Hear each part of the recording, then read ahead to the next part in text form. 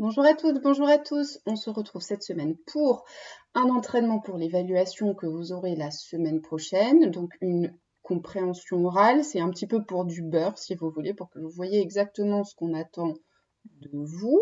Le titre, c'est The Windrush Generation et je vous ai mis cette illustration-ci pour que vous ayez une idée à peu près de ce dont ça parle, en sachant qu'on en a déjà parlé dans la vidéo de la semaine dernière.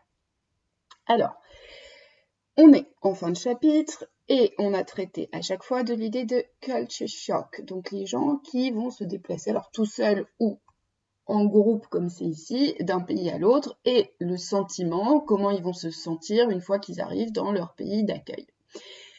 Je vous mets ici les consignes comme elles sont normalement officiellement aux épreuves type bac pour que vous voyez à quoi ça ressemble. Donc, vous avez le titre du document, The Windrush Generation Explained in 90 Seconds. Vous pouvez le regarder ici. Comme d'habitude, si vous mettez les sous-titres, ça vous fait faire aucun effort.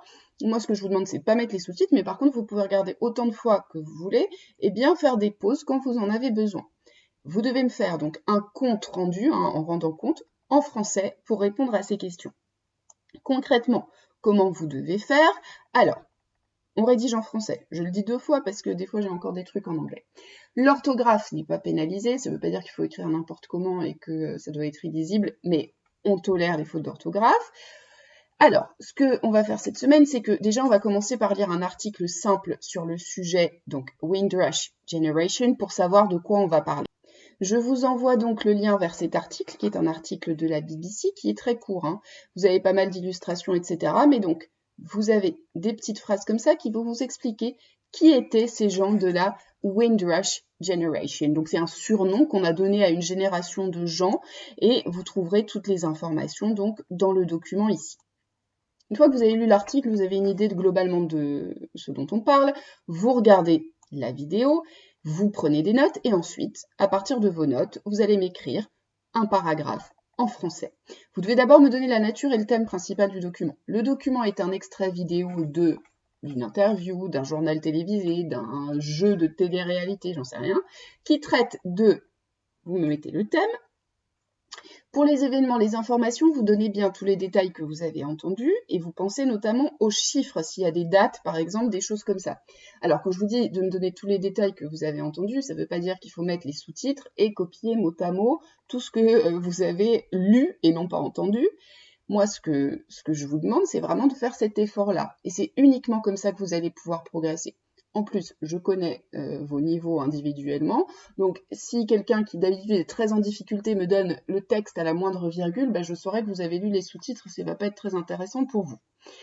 Alors, vous me donnez l'identité des personnes. Alors, ça peut être les personnes dont on entend la voix, par exemple un journaliste, ou des personnes qu'on interviewe, et soyez à chaque fois précis. Donc, on entend telle personne, vous me donnez son nom, son âge, sa nationalité. Évidemment, si on ne vous donne pas son nom, vous ne me l'inventez pas, vous mettez uniquement ce qu'il y a dans le document.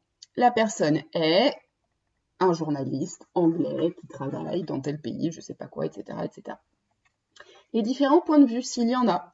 X, donc monsieur machin ou madame truc pense que, Y pense que, vous expliquez l'opinion qui est présentée dans le document. Les éléments implicites du document, et là ça va être le plus important et le plus intéressant, en sachant que là pour le coup les sous-titres ne vous aideront pas, c'est uniquement votre cerveau et votre réflexion qui vous aideront. L'implicite, c'est les sous-entendus, c'est ce qui n'est pas dit directement dans le document mais qu'on peut déduire, et donc vous me faites une phrase qui dit on comprend que, donc c'est uniquement l'implicite. Quel est le message le plus important? Est-ce que la personne défend quelque chose en particulier?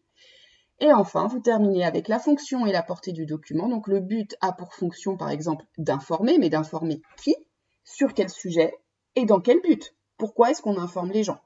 Voilà, donc vous faites ça, ce n'est pas un travail noté, c'est un entraînement, mais vous me l'envoyez quand même, pensez à votre note de participation. Et je vous souhaite une très bonne semaine. À bientôt, bye bye!